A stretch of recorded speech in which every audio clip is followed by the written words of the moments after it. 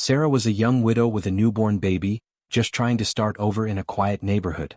She thought her biggest problem would be sleepless nights. She never imagined her neighbor would try to destroy her life, or that throwing her baby into the woods would unleash a powerful father's revenge. Before watching full story, comment below from where you watching. Also like and subscribe for more stories. The rain was falling softly on the small suburban street of Willow Creek when Sarah Mitchell stepped out of her modest Honda Civic, cradling her 3-week-old daughter Emma against her chest. The baby was wrapped in a soft pink blanket that Sarah's mother had knitted during those long months of waiting. Sarah's hands shook slightly as she fumbled with her keys, exhaustion weighing heavy on her shoulders. Being a single mother wasn't easy, especially after losing her husband David in a car accident just 2 months before Emma was born. The grief still felt like a physical weight in her chest, making every simple task feel monumental. But Emma was her light now, her reason to keep going. Sarah had moved to this quiet neighborhood hoping for a fresh start. The house was small but affordable, and the community seemed peaceful. What she didn't know was that peace was about to be shattered by the most cruel woman she would ever encounter. 3 days after moving in, Sarah was sitting on her front porch, gently rocking Emma in her arms when a sharp voice cut through the morning air. "Excuse me. You there?" Sarah looked up to see a tall, thin woman marching toward her house. The woman had perfectly styled blonde hair, designer clothes, and an expression that could freeze water. This was Margaret Blackwell, the president of the Willow Creek Homeowners Association, though Sarah didn't know it yet. "Are you the new tenant?" Margaret demanded, her voice dripping with disdain as she stopped at the bottom of Sarah's porch steps. "I'm Sarah Mitchell. I bought the house last month," Sarah replied softly, trying not to wake Emma. Margaret's eyes narrowed as she looked at Sarah's simple clothes and the old Honda in the driveway.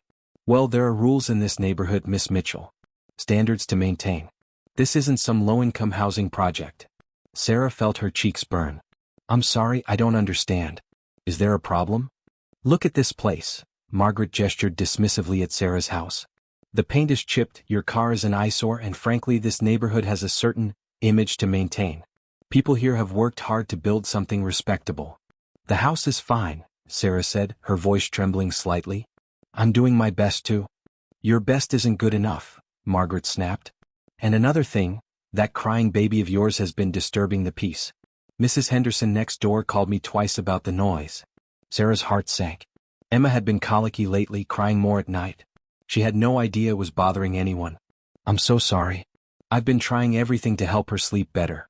She's just a baby and—" "I don't want to hear excuses," Margaret cut her off. "You either fix these problems or you'll be hearing from the HOA board. We have ways of dealing with people who don't fit in." As Margaret turned to leave, she paused and looked back with a cold smile. Some people just aren't meant for nice neighborhoods like this. What followed were the worst 3 months of Sarah's life. Margaret seemed to have made it her personal mission to drive Sarah away from Willow Creek. First came the violation notices. Every week, Sarah would find a new citation taped to her door. Her grass was too long, at 2.5 inches when the limit was 2 inches. Her mailbox was improperly positioned by 3 inches. Her car was parked incorrectly in her own driveway. Each violation came with a $50 fine. Then Margaret began calling Child Protective Services, claiming Sarah was an unfit mother. CPS workers showed up at Sarah's door 3 times in 2 months, investigating reports of neglect and unsafe living conditions. Each time they found nothing wrong and apologized for the inconvenience, but the stress was eating Sarah alive. Late one night, as Sarah was finally getting Emma to sleep after hours of crying, her doorbell rang repeatedly. She opened the door to find Margaret standing there with 2 police officers. "Officers, this is the house I told you about," Margaret said with false concern. "The crying has been going on for hours. I'm worried about potential abuse." Sarah stood there in her pajamas, holding her sleeping baby, tears streaming down her face as she had to explain to the police that her 3-month-old daughter was simply colicky. The officers were kind but had to check anyway. By the time they left, Emma was awake and crying again, and Sarah collapsed on her couch in exhaustion. The harassment escalated when Margaret began spreading rumors around the neighborhood. She told people that Sarah was on welfare, that she was a drug user, that she had stolen money to buy the house. None of it was true, but the lies spread like wildfire. Sarah's few friendly neighbors began avoiding her. The local grocery store clerk gave her strange looks. Even the mailman seemed wary. Margaret had turned an entire community against a grieving young mother who had done nothing wrong. The breaking point came on a cold November morning when Emma was 4 months old. Sarah had been up all night with her sick baby, who was running a fever and wouldn't stop crying. At 6 a.m., exhausted and desperate, Sarah decided to take Emma for a drive, hoping the motion would help soothe her. She had just stepped outside, Emma bundled in her arms, when Margaret appeared like a vengeful spirit. "That's it." Margaret screamed, her face red with rage. "I am done with you and your screaming brat ruining this neighborhood." "Please," Sarah begged, tears in her eyes. "She's sick. I was just going to drive her around to help her sleep. No more excuses." Margaret's voice reached a terrifying pitch. "You don't belong here. You never did." What happened next would haunt Sarah for the rest of her life. Margaret lunged forward and grabbed Emma from Sarah's arms. "No!" Sarah screamed, but Margaret was surprisingly strong. "Maybe some time in the cold will teach this little monster to be quiet," Margaret snarled. Before Sarah could stop her, Margaret ran toward the wooded area behind Sarah's house and hurled baby Emma into the thick bushes and trees. The tiny infant disappeared into the darkness with a heartbreaking wail. Sarah's scream of anguish could be heard 3 blocks away. She ran into the woods, frantically searching through thorns and branches, calling Emma's name. Her hands were bleeding from the thorns, her pajamas torn, but she didn't care about anything except finding her baby. It took 20 minutes of desperate searching before Sarah found Emma, caught in a tangle of bushes, crying weakly. The baby was cold, scratched and traumatized but alive. Sarah clutched her daughter to her chest and sobbed with relief and rage. When she emerged from the woods, Margaret was gone. But Mrs. Henderson, the elderly neighbor, had seen everything from her window and was on the phone with 911. At the hospital, as doctors examined Emma for injuries, Sarah sat in the waiting room, shaking with shock and fury. A police officer took her statement, and she pressed charges for child endangerment and assault. But Margaret Blackwell had connections. Her husband was a prominent lawyer, and within hours she was out on bail, claiming it had all been a misunderstanding. She told the police that Sarah had overreacted to a simple attempt to help calm the baby. The local news picked up the story, but Margaret's version was the one that made headlines. Concerned neighbor tries to help new mother. Sarah was painted as an unstable single parent who had misinterpreted a kind gesture. That's when Sarah made a phone call that would change everything. 3 days later, a black sedan pulled up outside Margaret's pristine house. 2 men in expensive suits got out and knocked on her door. Margaret answered with her usual arrogance. "Whatever you're selling, I'm not interested," she began. "Mrs. Blackwell," the first man said politely, "I'm David Chin, Chief of Staff to the Chief Minister. This is Detective Williams from the State Police. We need to speak with you about the assault on Miss Sarah Mitchell's infant daughter." Margaret's face went pale. "I don't know what you're talking about."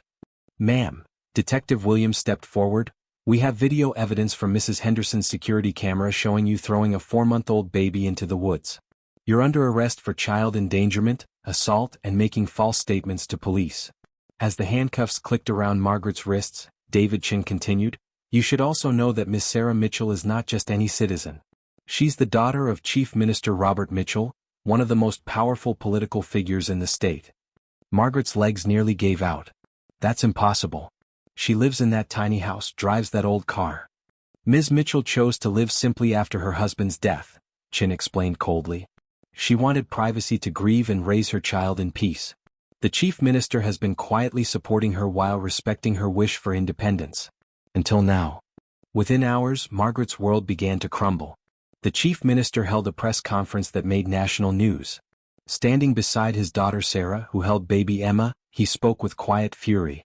"My daughter came to this community seeking peace after losing her husband," he said, his voice steady but his eyes blazing. "She wanted to raise her child in a normal neighborhood, away from politics and public attention. Instead, she found a predator who terrorized her for months before attempting to harm her innocent baby." The video from Mrs. Henderson's security camera was released to the media. The footage was clear, Margaret grabbing the baby from Sarah's arms and throwing her into the woods like garbage. The image of tiny Emma disappearing into the dark forest became seared into the public consciousness. The community of Willow Creek was in shock. People who had believed Margaret's lies and avoided Sarah were horrified to learn the truth. The woman they had thought was protecting their neighborhood values had actually been a monster terrorizing a grieving mother. Margaret's husband, the prominent lawyer, immediately filed for divorce and moved out of their house. Her adult children refused to speak to her.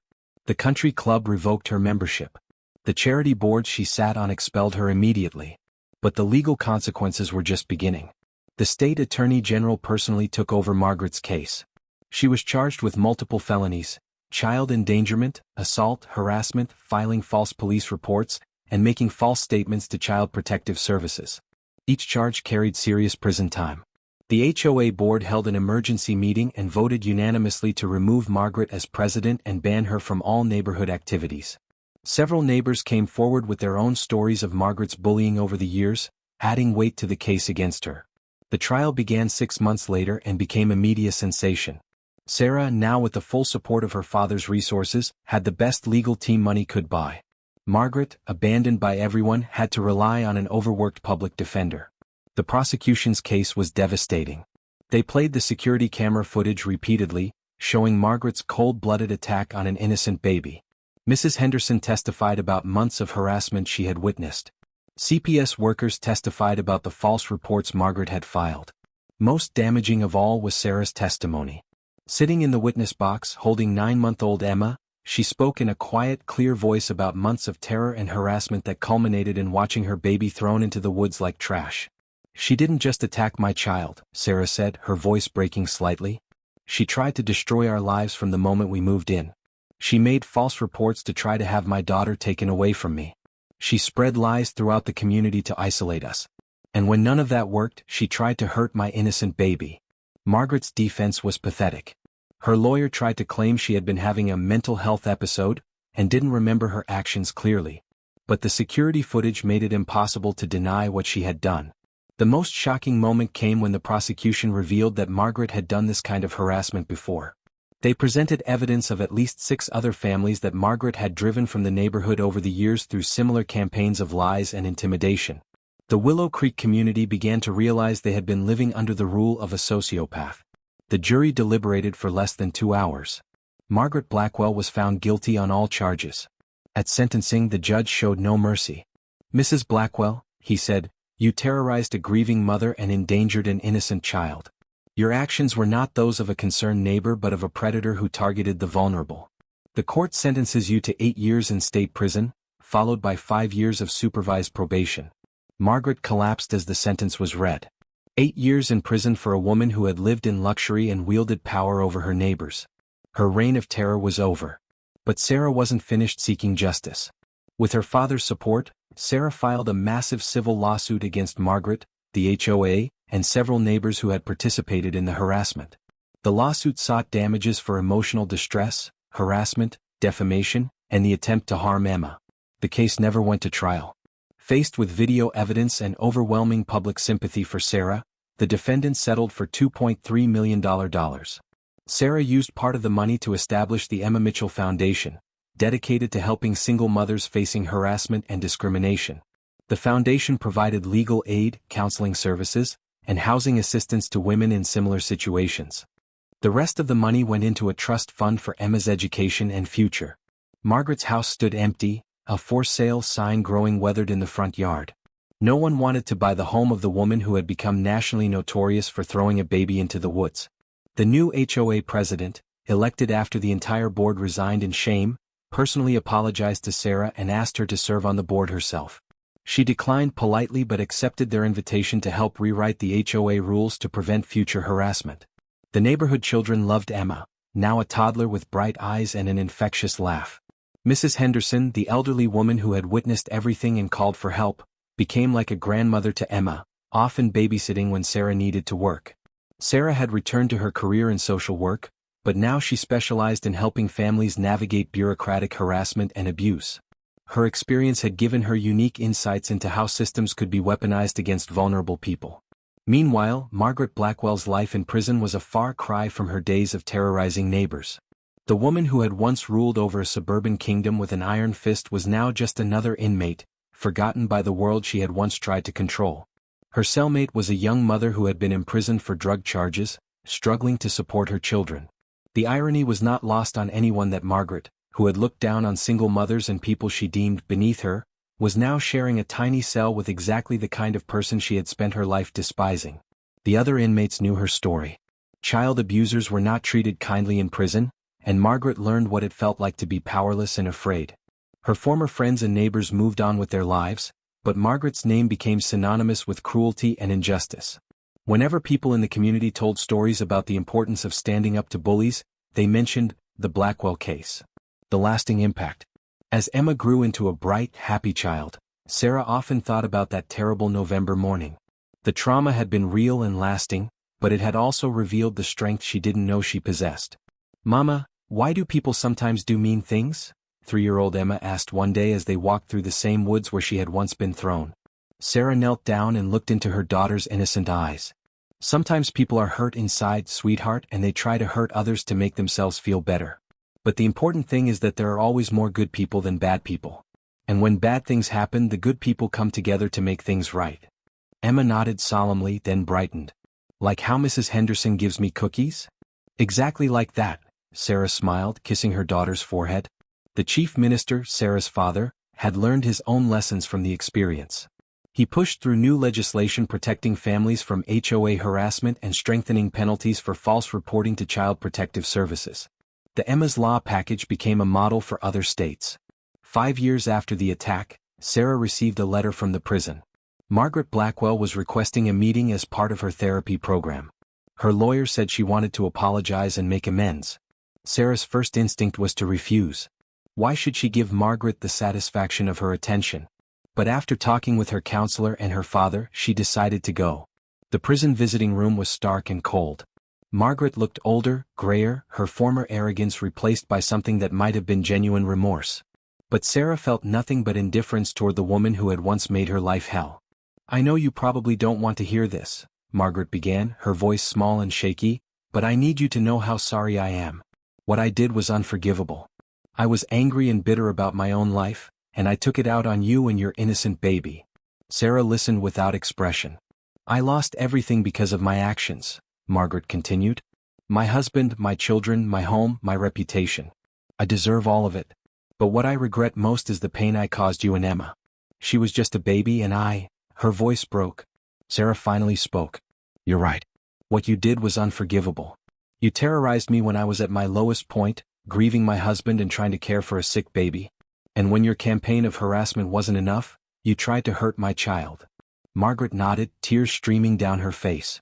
"But," Sarah continued, "I'm not here for you. I'm here for me. Because holding on to anger was poisoning my own life. So I'm choosing to let it go. Not for your sake, but for mine and Emma's." Sarah stood to leave, then paused. "Emma is 6 years old now. She's beautiful, intelligent, and kind. She doesn't remember what you did to her, and I hope she never has to learn about it. She's everything good in this world that you tried to destroy. And she won, Margaret. Love won." Today, Sarah Mitchelchin, she had remarried a wonderful man she met through her foundation work, still lives in Willow Creek with her family. Emma, now 8, has 2 younger brothers and is the light of everyone's life.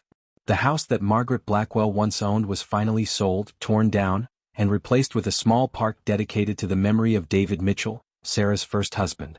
Emma loves to play there, not knowing the dark history of the spot. Margaret Blackwell served her full 8-year sentence. She was released on probation and moved to a different state, where she lives quietly, working in a homeless shelter and attending mandatory therapy. She has never contacted Sarah again, understanding that her only path to redemption is to leave the family she harmed in peace. The story of the chief minister's daughter and the HOA president who threw a baby into the woods became a cautionary tale told across the country. It served as a reminder that evil can hide behind the facade of respectability, and that justice, though sometimes delayed, will ultimately prevail. But for Sarah and Emma, it became something else entirely. Proof that love is stronger than hate, that truth is more powerful than lies, and that sometimes the most terrible moments in our lives can lead to the most beautiful outcomes. As Emma often says when she's feeling philosophical, bad things happened, but we're okay now. And we have cookies. Sometimes the simplest wisdom comes from the mouths of children who have been protected by love strong enough to move mountains, or in this case, strong enough to bring down a chief minister's full power on anyone who dares to hurt his family. The rain still falls softly on Willow Creek, but now it washes clean streets where a child can play safely, where neighbors look out for each other, and where justice has finally, completely been served.